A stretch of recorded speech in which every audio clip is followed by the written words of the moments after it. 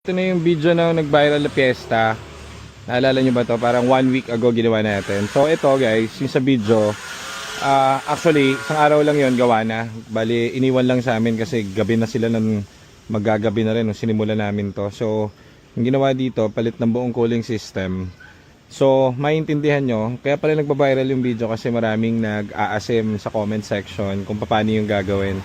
So, magmamaang-maangan na lang ako, hindi natin alam gawin to. Pero ito, buhay na buhay, bumabiyahe na sila. Kaso, kung titignan mo, bumalik pa rin sila sa atin kasi hindi namin to ma-change oil noon. Kasi, di ba kakabili lang nila nito? Welding. So, hindi matatanggal, hindi ma-change oil. So, pinabalik na lang namin sila and pinamonitor yung takbo and everything. So, everything goods naman dito sa kotse nila. So, anyhow, buhay ang kotse at walang naging issue. Ngayon, kaya natin ito, di ba marami tayong in-explain doon kay ma'am. Kaya tayo maraming in-explain doon. Ang naka-code kasi ron is transmission. So, transmission tapos may hagok yung kanyang engine. So, syempre, in-explain namin yon. Kasi kapag kunwaring gagawin mo yung transmission, may problem naman yung engine, edi wala rin. Pag ginawa mo yung engine, may problem yung transmission, edi wala din. So, cooling system lang muna ang gagawin dyan. So, okay, dito yata sila sa loob. So, checkin natin. So ito yung sa kanila yung 2012. So ano ano yan, no? Naka-welding. So yung nabilan nila pina-welding siguro yung yung oil pan nila. Kaya nung dumating sila dito, gabi na yun di ba? Hindi na rin namin ma-change oil dahil iwe-welding pa ulit. Ngayon namin pwedeng ibaba yung oil pan para palitan ng ng bago. So ganun yung ginawa kaya nahirapan. So buhay naman yung kotse, walang problema, no? So interviewin natin sila, ma'am. Andito sa loob. Ma'am, kumusta? Hello, sir. Buhay? Good afternoon. Okay naman? Okay naman, sir. Pina-PMS namin, sir. Oo, kasi di ba hindi ma-PPMS dahil nung Okay.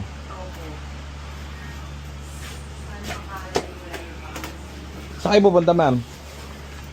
Sana mag-Ilocos kami ng December, sir. Ilocos? Ano mag-New Year? Mararamdaman nyo naman sa takbo. Pakiramdaman nyo yung takbo. Ano yun?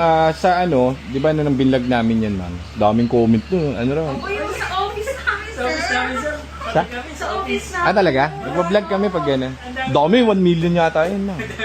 Hindi, pero yun kasi, Dali sa office. nakilala kayo, ma'am.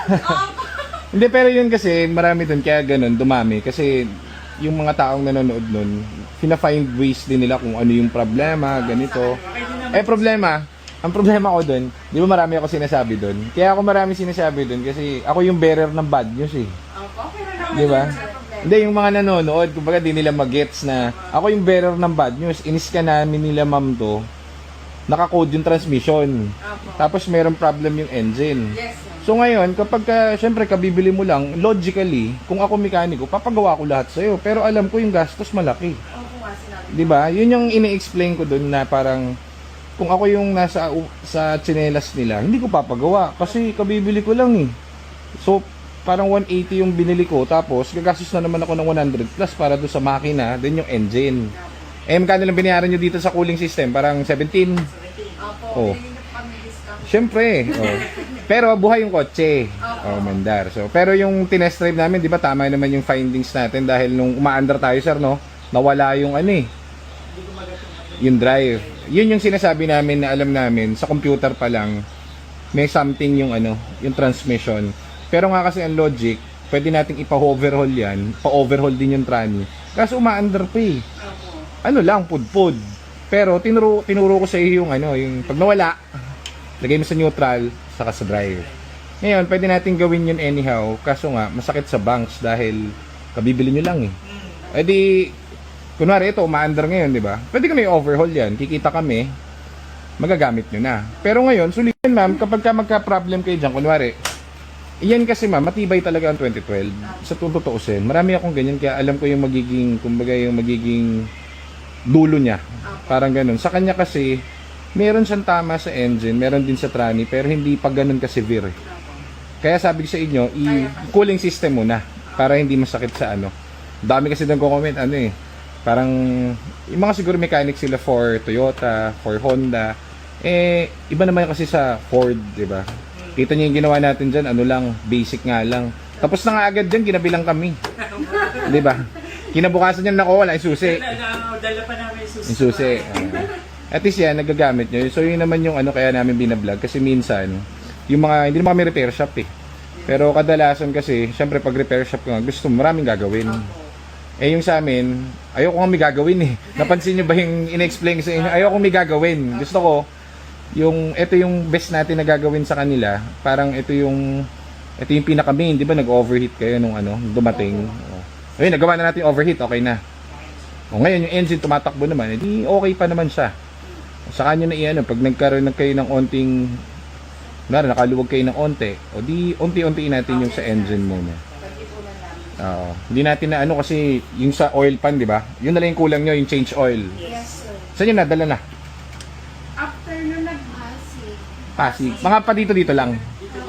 Ay mo, sumikat pa kayo sa Facebook. No, sir. At least good manner naman. Oh. Nagtago kami sa office. Kaya sa inyo ba yung piyesta na ano? May nagko-comment doon, yun yata yung nabilan nyo eh. Oo, nag-comment doon. Nakita ko na may nabasa akong comment doon, sabi. Hindi ko alam, sir. Ano pa kung panoorin niyo sa rin? Sabi niya doon sa comment, ano ba yan? Hindi, ano yan, matagal lang hindi nagamit nung nung binigay sa kanila. Parang ganun. Baka yung pangalawa. Baka yun. Eh, yung sa amin naman, ito na yung kila Sir. So, ito, biruin mo. Sa atin nagpa-repair, ano? Ginawa namin yung best possible way para dito. So, ngayon, sa atin din bumalik para pa-change oil. Scanin mo na, no? Nawala ba, sir, yung yung check engine niya? Minsan nawawala, nagkakaroon. Bumabalik. Ano yun eh, pag nadedetect niya na, kasi nga pudpud na eh. So kapag ka ayaw mag-engage, magche-check engine. Eh may parte kasi doon na medyo makapal pa siguro. So gumagana pa. Yun yung sinasabi ko na pudpurin muna natin para hindi tayo gastos ng gastos. Dami ng comment doon, no, Sep? Mga naglabasan yung mga magagaling na mekaniko eh. Tinuturuan kami kung anong gagawin dun sa dun sa okay lang naman pero hindi pero yan kasi sir, laging ganyang model saka kumbaga araw-araw yan lang ang model na ginagawa namin. Di kami gumagawa ng Toyota, di kami gumagawa ng kahit yan lang. So yan kahit na parang ganon. Oo. Kaya kita mo ito, pagka dinala mo yan sa labas, totoo naman yan, dali mo yan, meron pa kami isang garahe dito sa kabila. Yun ang mga pang heavy namin, heavy, yung mga gagawin heavy doon. Kunwari, bababa mo yung engine, bababa mo yung transmission, sa amin din yun. Ngayon, pag doon yan dinala, tapos nakita nyo yung head mechanic namin, automatic yan. Ano sasabihin ng Sep? Baba. Oo, kaso kasi dito sir, ayun nga, dahil nga kami yung first line of defense dito sa mga diagnose. Ito kasi, marami na kaming nahawakan na ganyan. So, tingin kasi namin to okay pa. Nandun ka pa sa 50-50, parang ganun. Papatayin yung makina, tatanggalin, ay babalik, masisira yun. Okay. Yun ang tama sa kanya.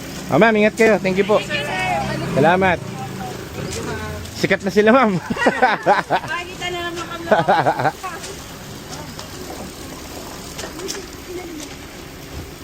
Naramdaman nyo sir yung nawawala yung nangyari sa atin? Hindi. Kaya ang ginagawa ko Ni neutral nyo. Tapos na naka-ento. Hindi nyo neutral ko siya. tapos mabalik ano. Edi parang tama yung diagnostic natin na yung clutch sa pudpud na ano. At least bumabalik no. Yun ang importante. Na neutral mo siya. Kakagat ulit. Oo, yun. Palitin na talaga yung clutch niya. Okay na yan. Sir, ingat kayo sir. Salamat. Yan, alis sila. So yan, very minor yung ginastos dito guys. Ang ginastos nila is worth 17,000 lang for the whole cooling system. Actually, mas mataas dapat. Pinales ko lahat ng dapat iles. Ang ginawa lang sa kanila is palit sila ng buong radiator, return hose. Ano pa yung pinalitan dito sa buong cooling system? Coolant tank. Tapos ano pa yung resistor block. Ano pa? Meron pa eh. Motor fan. Saka yung assembly. So guys, thermostat pala nagpalit din tayo. So 17,000 lang inabot dahil dapat yan mataas kaso kailangan nila eh. So binigay ko lang ng puhunan price. So 17 lang. Yun lang ginastos nila. Okay? So ayan, hindi kami magaling. Kabisado lang namin. Okay, peace.